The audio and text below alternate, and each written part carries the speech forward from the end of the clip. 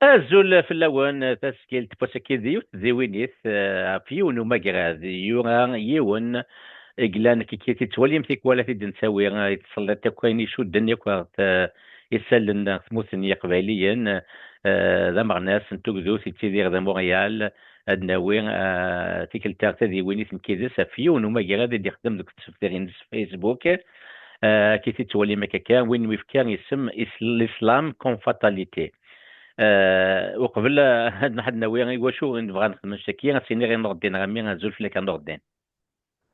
Özlek arkadaşlarıma, Zulim Sivil Dikussan, Ksanmiyas, Nerda, Finuvga.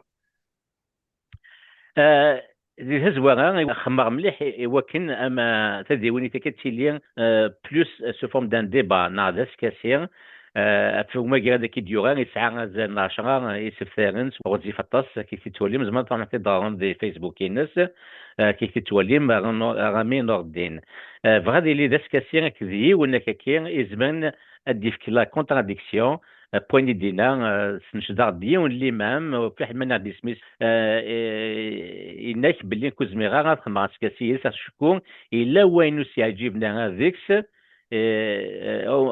اللي ذا سقسير كني غاس وكيعجبها وين يدينا ذيكس أدو هذا تسكاسي ضيدس ماشا أين السبالي ديفكان وثليان السبان كي وين إكسان مشان أنا مش المعنى أشكون تغاد سامي وشو الدنيا كي مو قبيلة دونك هي تن غورس زعما ديوغال مي ولا تديون تيكاخ ماك ماس نوردين غامير زعما ديوغال واحد اسمه يوغا ماشي ذا سكاسي كني تن غورس دونك تن هي باش كنو دينا بلي فغات تدي لي ذا سكاسي اما كي هذاكي واشنو خمر وكنا تتخمر تديوني سود ماسلي زغين اوديو فيزيوال شكون بغات ولي نتصل غاشي وكنا كنتيك في وين نسن اي ونيت ننسن ذي اللي وسكاسي وقاعد يبغى درسنا هذا هضرنا فين شتاكينا فين نظن شو يقرب نشتكي تيبوغ انت كيساك ديما الديلت الاسلام بون فاتاليتي خاطر تنسلمت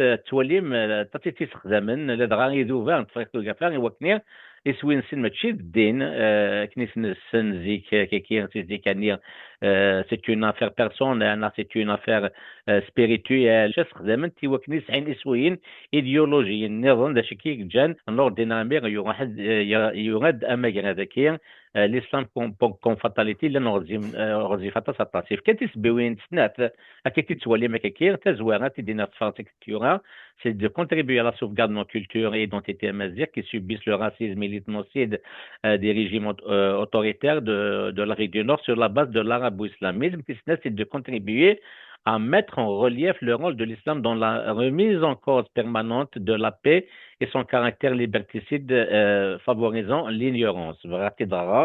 أكني ديوران دي تزوار اسقسي ونور دير كي مزوارو هذا شو كي جان ادثاروض غافوس نتلاكي يقلان ذا طابو qu'est-ce qui a motivé Nordin Rami à écrire sur un sujet aussi tabou qui est l'islam وكذا سقسيو نوردين هل رشيد دونك هذا ستروميت مي تسدو تقبايلي في كل القبايل بي وفقك باسكو ميدني سمسف اثسر انك فرق في فا ويدو كان خاطر فما زيغ وتفهم على كل بدن زريع صناعي مزريين صناعي شاويين اكسيتيرا مي تي دنيا بارابور عرف ما زيغ تايماس تثلين الطاس دونك ماشي ذو ورد هذا ستروميت إوا كنا أفهم مثلا إمذانا ويذ ينقصد ستيل سما كدير d'autant plus que nous parlons français alors dès na meilleur pour être français donc hier c'est ça notre français dernier et وكنا تولينا قاعد وصنغيا انا وقاعد يبغى نتامن بلا ما غانت donc c'est l'une des raisons in زمان نهضر français كمل اولي انا Il n'y a pas de problème. Donc, Francis, donc, avant de répondre à votre question, Rachid, je vais aller dans le sens de votre introduction parce que, effectivement, c'est un sujet tabou. Et puis, le but de cet article, c'est bien d'expliquer l'impact. J'ai cité deux raisons. Donc, de cette religion. Moi, j'ai lu le Coran. Donc, j'ai lu le Coran et puis j'ai mes conclusions que je vais citer un peu plus tôt. Donc, je vais essayer d'aller dans le détail par la suite, mais les deux raisons essentielles, c'est ce que vous avez évoqué, c'est ce qui nous concerne donc, en tant qu'Amazigh en Afrique du Nord, mais aussi l'impact de cette religion donc sur l'humanité de façon générale. On reste modeste, je n'ai pas la prétention de faire changer le monde au niveau mondial, mais apporter ma touche, c'est ça que je voulais dire. Donc, c'est une touche de plus par rapport à l'impact de cette religion donc au niveau de plusieurs pays, parce que l'islam, c'est vrai qu'il est né donc au Moyen-Orient et s'est propagé dans la région, mais actuellement, il touche plusieurs pays en Occident, dans plusieurs régions, etc. Donc, euh, casser un tabou, je souhaite que cette émission soit une émission, soit une première émission, comme tu l'as souligné au départ, et personnellement, je suis prêt à débattre avec d'autres personnes, des militants ou même des imams ou des personnes qui sont imprégnées de cette religion. Et puis aussi, pourquoi pas des entrevues avec des islamologues, avec d'autres personnes qui ont la connaissance. Moi, je suis un militant, je ne suis pas un islamologue, donc je suis un militant, donc je l'ai écrit avec la touche du militant. Les gens qui ont le savoir apporteraient plus, peut-être plus de savoir que ce que j'ai. Effectivement, donc, il y avait les deux raisons. Il y a d'autres raisons. Je peux citer plusieurs raisons. Je peux ajouter maintenant, par exemple, l'impact de l'islam sur la femme algérienne. Nous sommes donc, on est venu d'Algérie, donc on connaît l'impact de cette religion sur la société algérienne. Et puis, il y a aussi, et pas seulement la société algérienne, mais toutes les sociétés qui vivent ou qui ont l'islam comme religion de l'État, j'imagine que c'est à peu près la même chose que ce que vivent nos femmes en Algérie. Et le code de la famille, donc adopté ou promulgué en 1984, a d'énormes impacts sur donc les libertés de la femme. Donc, on pourra aussi aller dans le détail par la suite par rapport au sujet. Mais depuis l'avènement des médias sociaux, ou même avant l'avènement des médias sociaux, donc depuis l'avènement de l'information, donc la numérisation et puis la démocratisation de l'information à travers les médias lourds, et maintenant les réseaux sociaux. Moi j'aime écouter les débats politiques, donc j'écoute les politiques au niveau international, donc des chefs d'État, des opposants, donc des opposants politiques, des chroniqueurs, donc j'écoute même des chroniqueurs. Ce que j'ai remarqué, c'est que l'écrasante majorité de toute cette frange, je ne parle pas des gens qui vivent dans le monde musulman, mais je parle des gens qui vivent en dehors de ce monde, des chroniqueurs et des chefs d'État, des responsables au niveau international. Au niveau du monde occidental, le monde occidental, il a cette particularité, c'est que ce sont des démocraties avec leurs imperfections, je le connais, des imperfections dans ces démocraties, mais ce sont des démocraties. Ça veut dire que le débat est plus ou moins indépendant et libre. Je dirais même assez libre. Je sais qu'on pourrait toujours mettre des bémols donc, par rapport au niveau de liberté, au niveau de la liberté d'expression, mais c'est quand même l'Occident, on peut dire que les pays occidentaux sont des pays libres, donc qui ont couvert la liberté d'expression. Eh ben, j'ai remarqué soit des chroniqueurs ou des responsables politiques, quand ils parlent de l'islam, c'est comme si le tabou, quand instauré les responsables politiques dans les pays dits musulmans, est exporté. Donc les chroniqueurs, les chefs d'État, les responsables n'osent jamais critiquer l'islam. Ils ne peuvent pas le critiquer. Ce n'est pas la responsabilité des chefs d'État, mais c'est la responsabilité d'un chroniqueur, c'est la responsabilité aussi d'un homme ou d'une femme de science.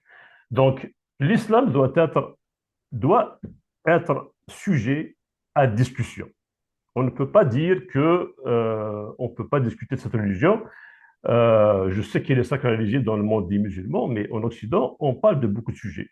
Eh bien, j'ai remarqué que les gens, ne veulent pas, probablement parce qu'ils pensent à un réservoir électoral qui ne veulent pas toucher, alors ils font comme ils parlent plus de l'islamisme. Donc ils parlent plus de l'islamisme parce que l'islamisme concerne les individus. Ça ne concerne pas la religion elle-même. Donc, alors que, en réalité, l'islamisme, c'est juste l'expression rigoureuse de l'islam. C'est pas plus que ça.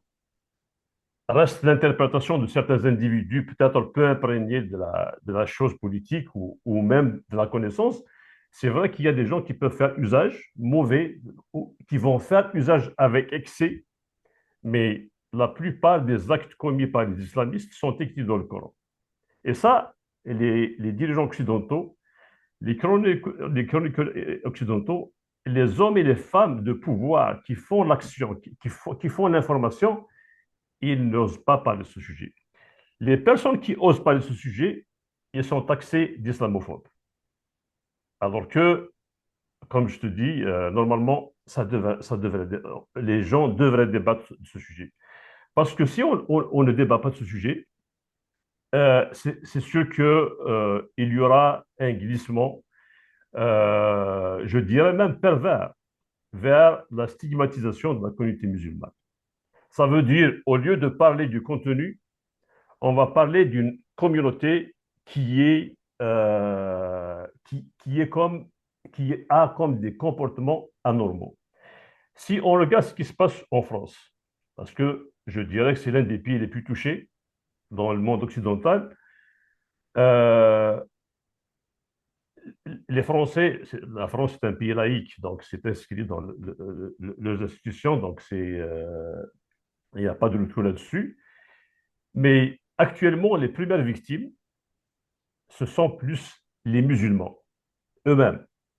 D'abord dans leur pays d'origine, dans les pays des musulmans, mais aussi dans leur pays d'accueil. Parce qu'il n'y a pas de débat sur cette religion.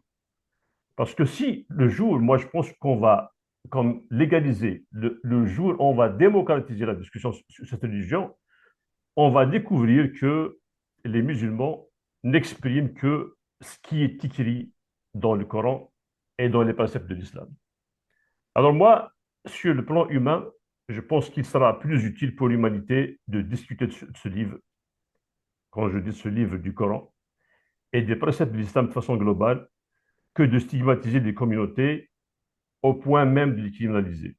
Parce que les extrêmes qu'on vit, la naissance d'extrême droite par rapport au comportement des musulmans, le droit que s'offrent les musulmans dans les pays non musulmans crée des tensions au niveau de ces sociétés. Et moi, je pense qu'on doit dépasser en expliquant la gravité, je dirais même la violence que contient cette religion. Voilà, donc j'ai fait un petit résumé par rapport à la première question. تنمية النقدين مي غير ما كاين هذاكي تيديني عطيك نظن قطعهم يسعى غزال مليح مليح وكنت يغفلان ماشي كان نكوني استقباليا سي مزيان سوما ثم هذا ذي غفلان قريب ثالثة استخدم كي اسقد شاكين الاسلام يكس عداين كي يسويين صغور كي يذوبا وكني ادمحون لاصول لي زوران سني ضد كماكاديني كذا كان الاسلام est un problème. Il y a des gens qui vont te dire qu'est-ce qui te fait dire que le problème est l'islam. Tu as pointu l'انحراف الحياة قارن الاسلاميزم إذا غفل ماشي الاسلام شكني واحد الصغير نبدا لا الاسلام إذا غفل انت إذا هو ذا شو كي جان ديني راشتا كان نوردين. Absolument. L'islam يذكر نكون سي مازال هذا رشيد ثم زغا ثم زغا الساقي ثم زغا في وغار سي دي بوش ما نقول sur le plan identitaire ثم زغا سي دي بوش ثم ورث القبائل كراكي مزافيين يترمس سميس تمورث الجزائر يشاويين سميس كسامر تمورث شي طوح ماضي سميس ديال وسط الجزائر كيفاش النظام يتشاتش تعرف فيها الروف في نسرمث اي مالوريزمون غد بوينا لين يدهان يفو ديستيوني الساكين كوني نو فين فكاون تمورثنا نتوازن elle vit sous répression immense à Sagui. Elle est stigmatisée depuis l'indépendance de Zaïre. Sagui est carrément arrogante par tous les moyens. Oui, c'était la première raison, il y a de Textagui. Mais Manuel, le contenu,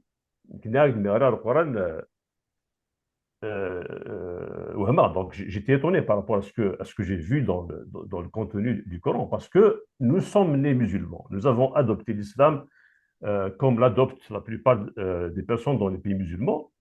Mais quand j'ai lu le Coran, donc de A à Z, je l'ai lu en entier, j'ai découvert qu'il ne cadre pas avec la logique. Ça, c'est l'une des raisons qui m'ont poussé à dire que ça ne peut pas être divin.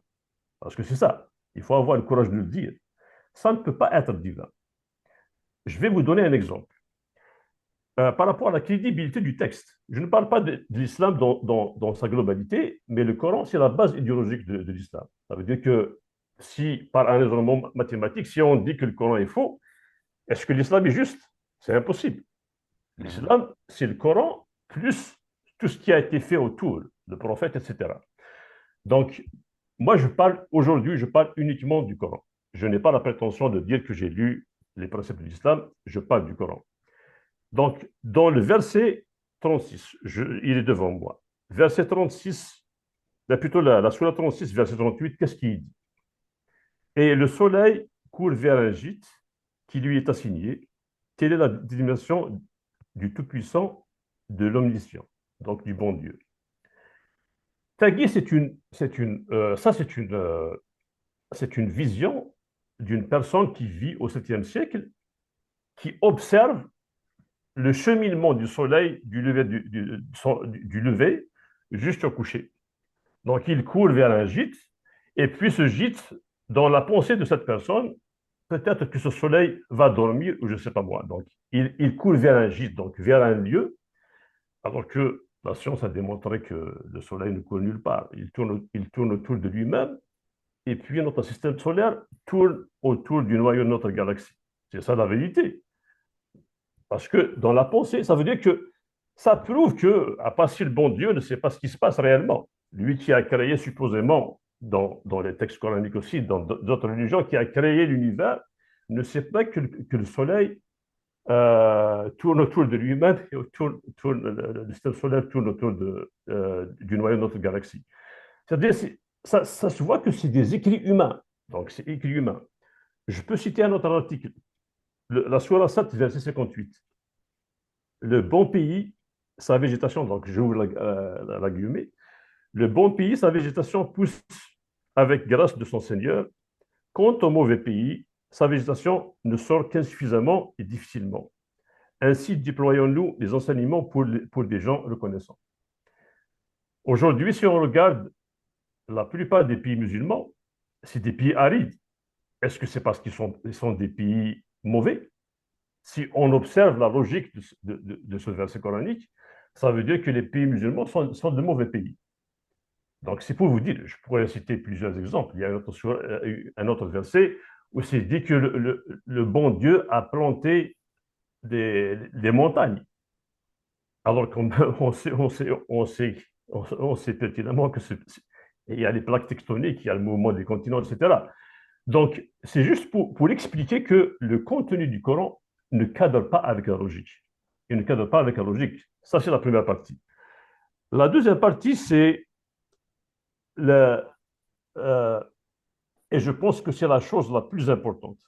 La chose la plus importante, plutôt le moyen de propagation la plus importante de l'islam, c'est son pouvoir de persuasion.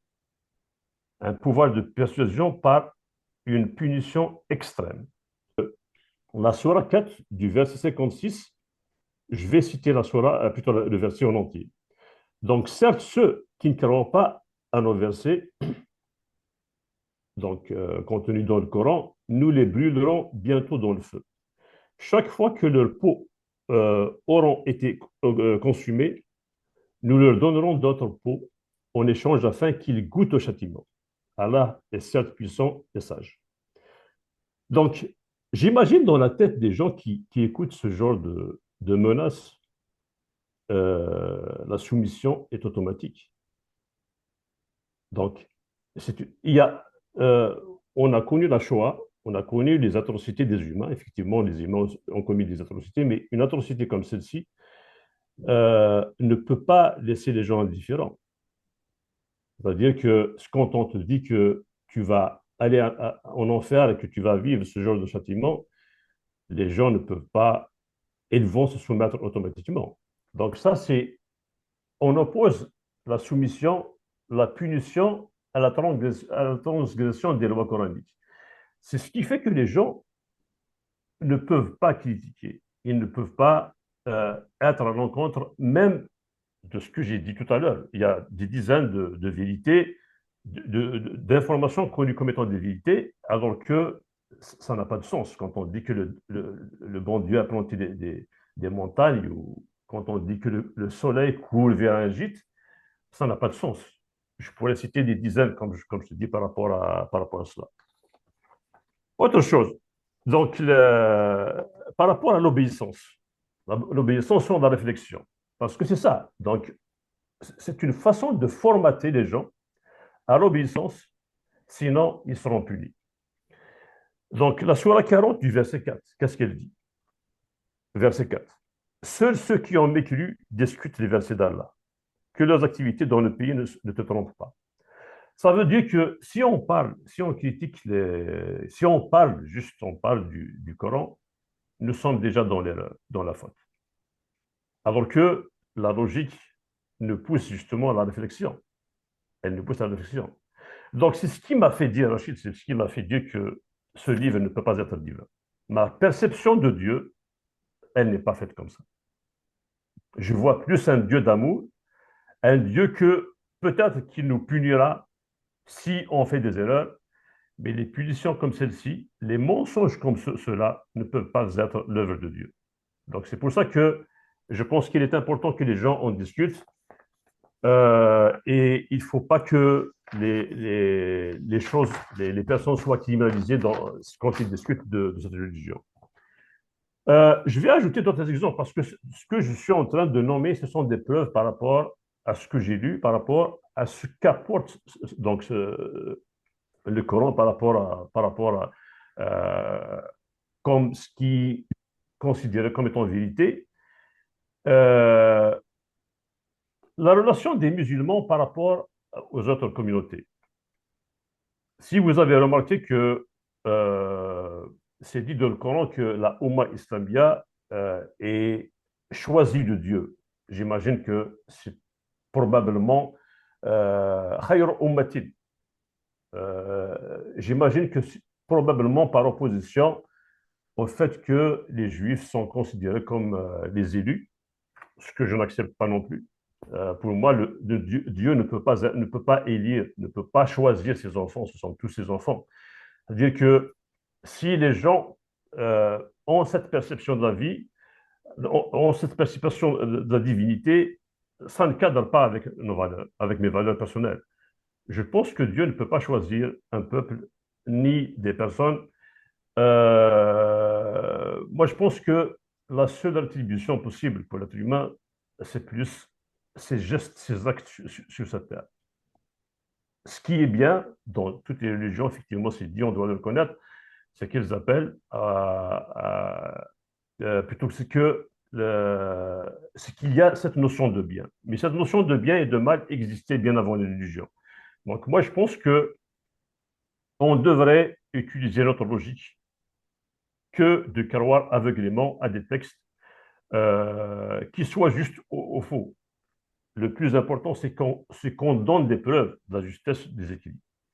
Donc, quand on oppose une communauté, si je reviens à cette partie de mon développement, quand on oppose une communauté par rapport aux autres, c'est écrit textuellement, Surah 5, verset 51, ô les croyants, ne prenez pas pour alliés les juifs et les chrétiens.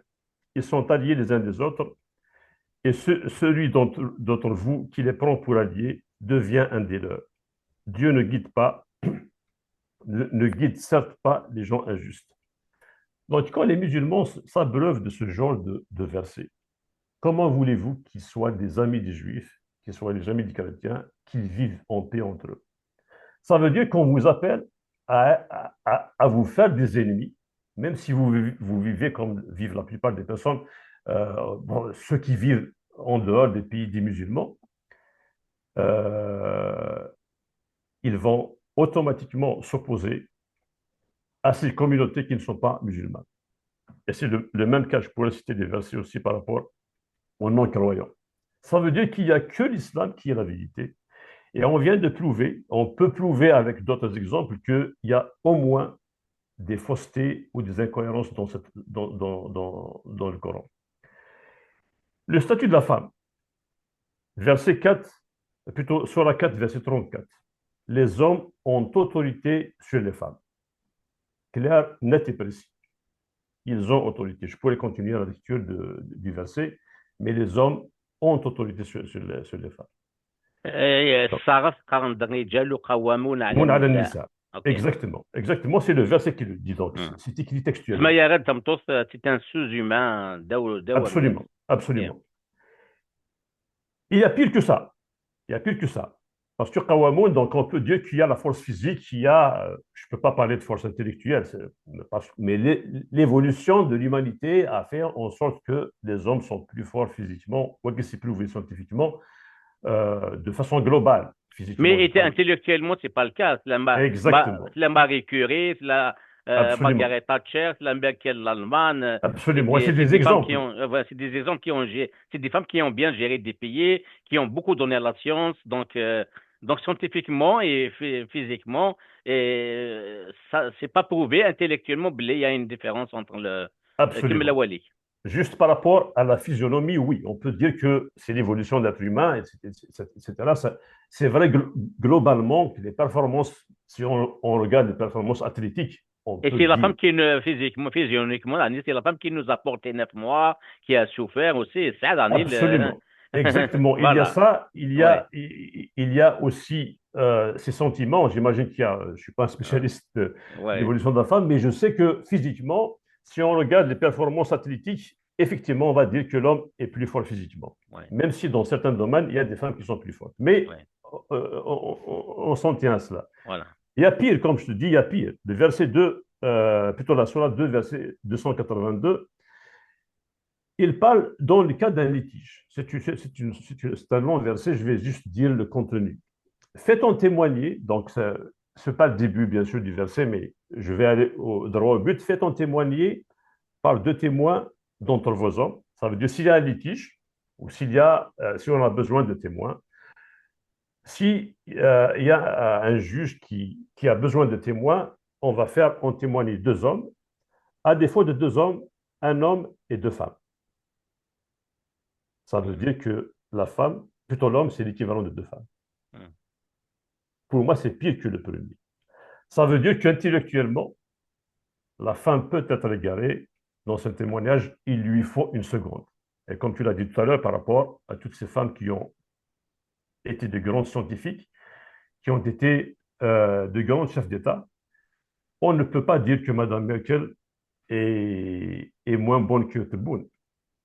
Je mhm, pense que la réponse est très claire. Donc, c'est juste pour vous dire que ça ne peut pas cadrer avec la logique. Ça ne peut pas être cadré avec la logique. C'est pour ça que j'invite, comme je te dis, moi je suis un militant. Je ne suis pas un spécialiste du Coran, je ne suis pas un islamologue. Ce que je le dis humblement. Et je le dis avec toutes les difficultés parce que je l'ai dit dans mon petit article, dans ma contribution, que les gens qui s'affichent, qui parlent de ce sujet, il y a des gens qui sont excommuniés, il y a des gens qui sont menacés carrément dans leur existence. Et quand je dis, moi je le dis en tant que militant, mais j'invite les gens, les connaisseurs de cette religion, à donner plus d'explications, à la désécraliser. Parce que l'impact de cette religion est immense au niveau des pays dits musulmans. Et les choses, ça, je parle de mes valeurs. Ça peut ne pas être partagé par beaucoup de gens, mais je parle de mes valeurs. L'islam autorise l'esclavage et la polygamie. mhm. Ça, c'est insupportable pour moi en tant qu'humain. Turin, ils n'ont pas encore apporté la contradiction, ce n'est pas vrai. Il a tout, donc, Turin, Madaudatina, l'esclavage, ils savent plus comment répondre à quelqu'un, les défenseurs de Ils l'islam. ne peuvent pas Et, dire autre chose, Rachid, parce que voilà. si on parle de la religion, ça veut dire Euh, des branches de l'islam. Si on sort du Coran, on peut dire ce qu'on veut, euh, mais le Coran est immuable, on ne peut pas le changer. Et c'est ce qui est dit par tous les fuqaha, les scientifiques de l'islam. Donc, ils ne peuvent pas nier le fait que c'est une aberration majeure. C'est une aberration majeure. Tu euh. peux posséder des êtres humains dans la religion musulmane. Dans le Coran, tu peux avoir des êtres humains qui seront ta possession. Et une femme dans cette religion, selon, je peux lire un verset, ça c'est la Surah 4, verset 3, il parle du mariage. Parce que j'ai regroupé la polygamie avec l'esclavage, parce que ce verset parle des deux. Et si vous craignez de n'être pas juste envers les orphelins, etc. Donc, parce que c'est un long verset, je vais juste aller au but. Il est permis d'épouser deux, trois ou quatre femmes. Ça, c'est la polygamie. Parmi les femmes qui vous plaisent, donc vous avez le droit à quatre, mais si vous craignez de ne pas être juste avec celle-ci, alors une seule ou des esclaves. Pas une seule esclave, des esclaves. Une seule femme ou des esclaves que vous possédez. Ça, c'est humainement, pour moi, c'est la pire des aberrations. Posséder des humains et avoir le droit de se marier avec. Et les esclaves sont considérés de seconde catégorie dans le Coran. Parce que le châtiment pour l'adultère, par exemple, donc le châtiment par rapport à l'adultère, l'esclave est châtié 50% du châtiment de la personne qui n'est pas esclave. Ça, c'est écrit dans le Coran aussi. Donc, ce sont des gens de seconde zone. Donc, l'abolition de l'esclavage, j'imagine que les personnes noires, surtout qui ont souffert d'esclavage, il y a eu des blancs aussi. Nos femmes, durant les conquêtes musulmanes en Afrique du Nord, étaient des esclaves sexuels. Ils sont déportés donc dans les Ok. palais, les palais. وكاين ماشي ديال ونيتي دينا ني كومبرينو زيكريفان يشبان امين Oui, oui, زاوي oui, امين زاوي ناتي ديال لا بيان ديكري لي بيرسون les Omeyyades les esclaves sexuels les points c'est l'Afrique du Nord absolument, c'est une Mazra vérité, hein. C'est des dizaines, peut-être des centaines de milliers de femmes. Altura ما توكل les Syriennes comment sont belles comme les Africaines du Nord تيكون خاص que ويفون ونسان les moyens les testats ديال les Syriennes ça زوران كاين l'Afrique du Nord وكيقرا C'est une في possibilité. ها L'esclavage est abominable pour tous les peuples. Ils ont déporté l'équivalent de 17 millions de Noirs. مم. Donc, on n'est pas les seuls, hein, quand je مم. parle des musulmans. مم. On n'est pas les seuls à être victimes de cette déportation de femmes et d'hommes aussi. Donc, mais ça nous concerne. Donc, on est plus touché peut-être par nos ancêtres, mais moi, je suis touché par toute forme d'esclavage, que ce soit aux États-Unis, en Afrique, peu importe là où c'est. On lutte pour les droits humains et tous les humains doivent être égaux. Donc, l'islam tolère l'esclavage. Il faut que les gens le sachent. Et ça, moi, j'étais musulman. J'ai prié même. Je n'ai jamais entendu un imam me parler d'esclavage. C'est des sujets tabous, même dans les mosquées, parce que ça ne fait pas de l'affaire. Donc ça, on peut parler de la politisation de l'islam. Mais le Coran est d'emblée ségrégationniste. La dernière chose, c'est par rapport à l'Arabie. Donc, je vais citer un verset concernant les Bédouins d'Arabie. Ça, c'est la Sourate 9, verset 97. Les Bédouins sont plus endurcis dans leur impiété et dans leur hypocrisie, et les plus enclins à méconnaître les préceptes que Dieu a révélés à son messager. Et Dieu est omniscient et sage. Sur la 49, verset 14, les Bédouins ont dit, nous avons la foi. Il s'adresse à son messager. Dit, vous n'avez pas la foi. Vous n'avez pas encore la foi. dites plutôt nous sommes simplement soumis, etc., etc. Donc c'est pour dire que même en Arabie, il y a une ségrégation entre les personnes vivant dans les petites villes ou les, je ne sais pas comment on peut appeler ça dans le temps, et les Bédouins qui sont apparemment plus endurcis, qui ont peut-être plus de difficultés à assimiler. Un bon Dieu ne peut pas être injuste envers ses enfants. C'est ma perception du bon Dieu. Alors, Mhm. dans le Coran, il y a des différences. Donc, Mhm. tout ce que je viens de citer, ce n'est pas moi qui le dis, c'est le Coran. Mhm. Et s'il y a des gens qui peuvent me contredire, ils sont les bienvenus. Donc, voilà ce qui me fait me dire que le problème ne réside pas dans le comportement des islamistes, qui sont des musulmans rigoristes. Et la rigueur est une vertu. Moi, j'aime les gens qui sont rigoureux. Ce que je veux dire, c'est plus un message de paix. Ça veut dire, au lieu de s'attaquer aux personnes, aux individus qui portent cette religion de façon rigoureuse, dites-leur que vous êtes dans une fausse piste. C'est plus facile. On va créer plus de paix entre nous. C'est pour ça qu'il faudrait, d'après moi, désacraliser cette religion. Elle Mhm. nous a fait beaucoup de mal en Afrique du Nord. Nous sommes en train de disparaître. Mhm. Les Amazirs, il reste des poches d'Amazirs en Afrique du Nord. Un peu en Kabylie, comme j'ai dit tout à l'heure, un peu dans la vallée du Mzab, etc. Mais cette religion a officialisé notre éradication. Donc moi, je pense que les Amazirs surtout, parce que je suis Amazir, je suis Kabyle et Amazir, je suis plus concerné par rapport à ce drame, même si l'impact de cette religion est mondial maintenant, mais il faut qu'on se réveille. Les gens qui peuvent le lire, ils peuvent ne pas me croire. Mhm. Moi, j'invite les gens qui savent lire à lire le Coran. C'est tout. Mhm. Un ordre pour me mettre à la place pour apporter la contradiction, c'est-à-dire j'essaie de me mettre à la place de quelqu'un qui peut apporter la contradiction, comme l'imam qui est Arveilien, qui n'a pas voulu accepter. Mais là, pour la raison d'Ifka, tu as dit d'ailleurs, ici, Jenny a accepté le débat, le débat.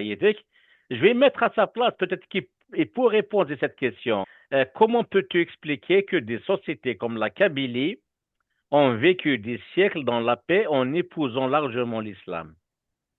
Ça vous Oui, voyez, Narala? oui, bien sûr que j'ai compris. Euh, Encore une fois, parce que la modestie, pour moi, c'est l'une des meilleures qualités que peut avoir un être humain.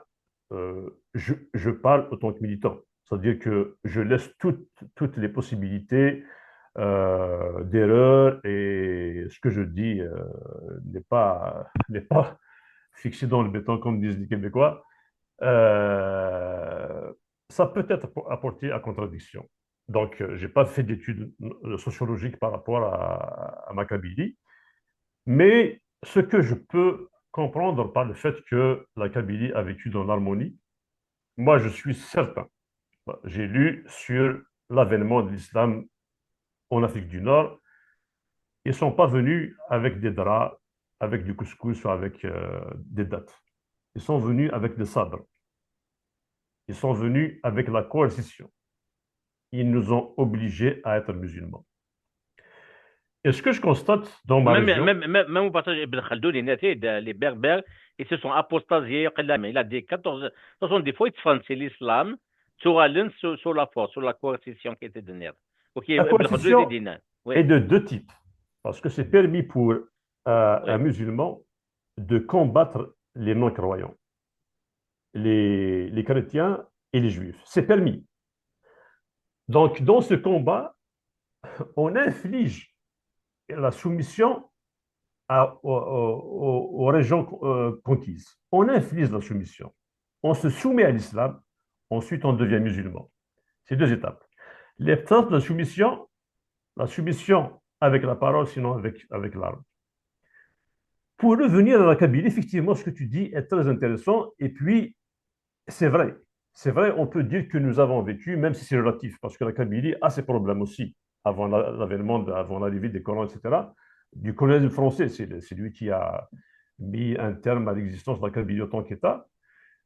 Euh, C'est vrai qu'elle a vécu elle a épousé la religion musulmane. Mais Mais entre peut-être elle a épicé avec les valeurs.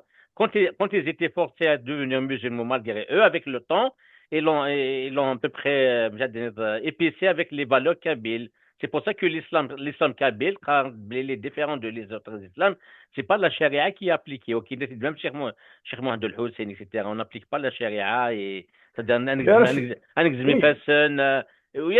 Ça veut dire c'est un islam colorié avec des valeurs et la tradition kabyle, beaucoup plus. Même parfois, c'est des traditions païennes, Iglandix. exactement, Voilà, voilà, exactement. voilà, J'en viens par rapport à cette histoire voilà, voilà. parce que, parce que ça, c'est un autre problème, immense hein, comme problème.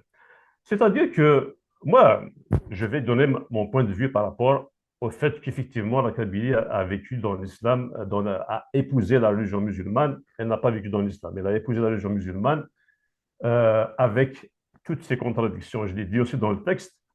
À la fois, on croit à Sassone, on croit à des statues, etc. Mais on se dit musulman, donc ça, c'est discutable aussi par rapport à ça. Donc moi, je pense que la Kabylie a épousé la religion musulmane, premièrement, comme l'ont tous épousé donc les Amazirs d'Afrique du Nord avec le sabre et la coercition. Ensuite, la paix est venue par l'ignorance. Réellement, tu peux voir autour de toi. Moi, je sais comment ma grand-mère fait sa prière, nos grands-parents, comment ils font leur prière. C'est des gens qui n'ont pas lu le Coran. Je suis désolé. Alhamdulillah, quelques versets mal récités. Donc, on n'est pas imprégné de la religion. C'est ce qui fait que la religion en Kabylie et dans beaucoup de régions du monde, on n'est pas les seuls, c'est la propriété de l'imam. L'imam donne l'expression d'une religion de paix qui veut la paix pour tout le monde, qui veut du bien, etc. Mais on n'explique pas aux gens que c'est autorisé d'avoir des esclaves, que la femme est inférieure, etc. Donc c'est ce qui fait que les gens croyaient à cette religion à travers l'imam. Mais moi, dans mon entourage, y compris parmi les personnes lettrées qui savent lire un livre, je ne connais pas 10% de personnes qui ont lu le Coran. Quand je dis 10%, j'exagère. Je dirais peut-être 1%.